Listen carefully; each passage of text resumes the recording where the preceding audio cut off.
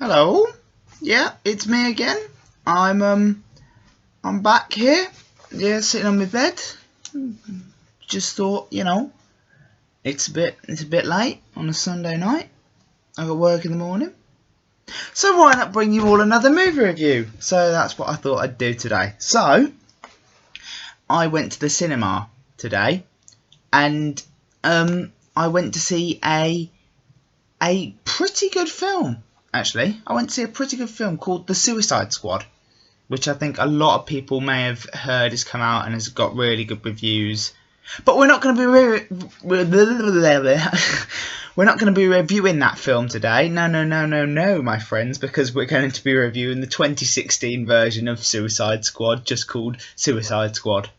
Because I want to tease you a little bit. I want to, keep you interested, keep you coming back for a second one, so you can actually see what my opinions on the new Suicide Squad were. But to do that, I feel like I should get you through the really, really bad one first. So that's what we're going to do. So, Suicide Squad 2016. It's not a great movie. Just ballpark putting out there to begin with. It's not a good movie. It does a lot of things. We'll put it like this, it's got shining moments of greatness in an otherwise steaming heap of horrible, gooey, nasty movie cliches and characters that get ruined throughout. We'll get into all of that, but firstly, I think we should divulge into why the film just doesn't work.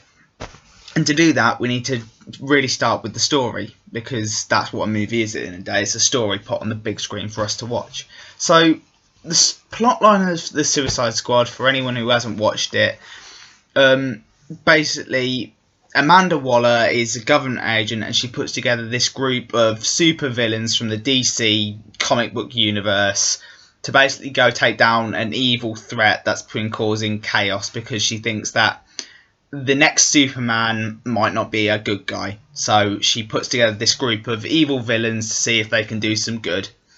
And she's not a nice person. Viola Davis, who plays Amanda Waller in both this one and the new one, does actually do a quite good job. She's one of them sort of shining moments of greatness in an otherwise steaming turd of horrible gooiness, as we'll put it.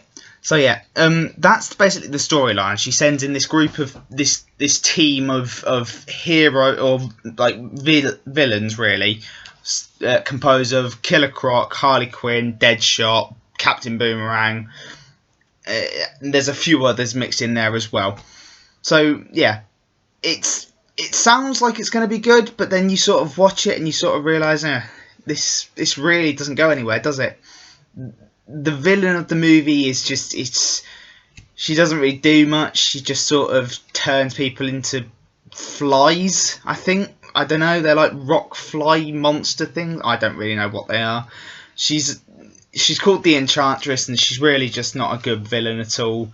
She's supposed to be this all-powerful witch being who can do whatever she wants, wherever she wants, and she gets killed by a psychopath dressed as a clown jester. I'm not joking about that, by the way. That's how the movie ends, with Harley Quinn ripping out a witch's heart. So that's good. But I feel like we should get on to the main problem I have with the Suicide Squad 2016, which is the fact that they put the Joker in it. But they didn't do the normal Joker like Joaquin Phoenix or Heath Ledger Joker. Jokers that were actually really good. No, they decided to cast Jared Leto in the Joker role. Now, I've not got a problem with Jared Leto. Jared Leto, I think, is a really good actor. And for what he has to work with, he does his best. But he turns the Joker into a sort of sex symbol type model Joker who doesn't work in the span of like the comic books or like any other films he's been in. The Joker has always had two sides to him. He's either been deranged and psychopathic, or he's been sort of comical and mischievous and sort of, comic booky, like he should be, because he's from a comic book and he should be like that. He should either be one of them two. Jared Leto's Joker in this does nothing for the story apart from sort of say he's going to rescue Harley Quinn, and he does that for about 2 seconds before pushing her out of a helicopter and then rocking up at the end of the film. That's literally all he is in it for. He's like in it for about, I think it's 3 scenes, and they don't last very long. So yeah, Jared Leto Joker, big problem. Another problem I have is the fact that they basically say that there's going to be this massive threat of these chips being put in their necks, which will blow off their heads, and we don't really get to see any sort of things to do with that. Which brings me on to my second point.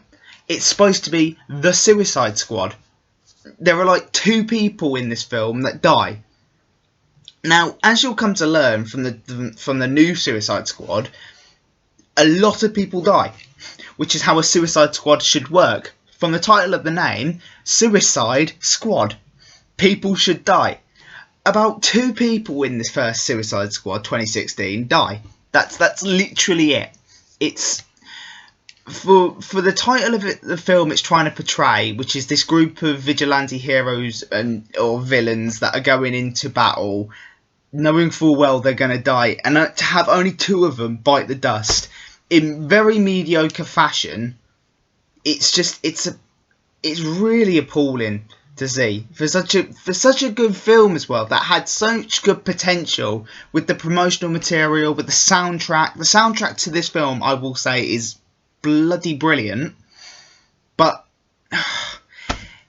it's so hard to find greatness in this film. Don't get me wrong, there are great moments. For example, I feel like Will Smith as Deadshot, Jai Courtney as Captain Boomerang, and Margot Robbie as Harley Quinn, they all do fantastic jobs playing those characters. They are immensely good at what they do with those characters. But for most of the other characters, like Katana, for example, I completely forgot she was even in it until I re-watched it recently. I completely forgot she was even a character.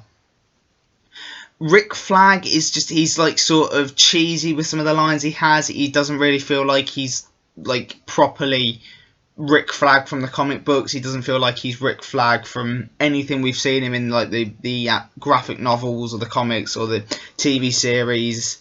It's just he's boring, which is a shame, because Joel Kinnaman, who plays Rick Flag, actually does try to do his best.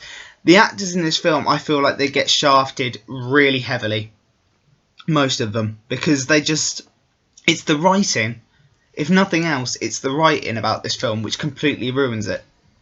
The writing for the storyline, the writing for the characters, how the actors portray those characters, it's a mishmash of a poor film, and I can't really give it any more than, at best, for the out of 10 rating, a mediocre 3, maybe 2. I might give it a 2.5. We'll go there. 2.5. We'll go for a decimal point. You know, a little cheeky decimal point. We don't always do them, but sometimes we do when they're necessary. So yeah, 2.5 for the Suicide Squad 2016, just because it's, like I say, a good film with hindering moments of greatness in a big pile of steaming, gooey, horrible mess. So yeah, that is my honest review of Suicide Squad 2016. Stick around, because I will eventually get round to doing a review on the new Suicide Squad. But until then, I've been Connor. This has been a Film Review Friday review on a Sunday. And until next time, it's cheerio.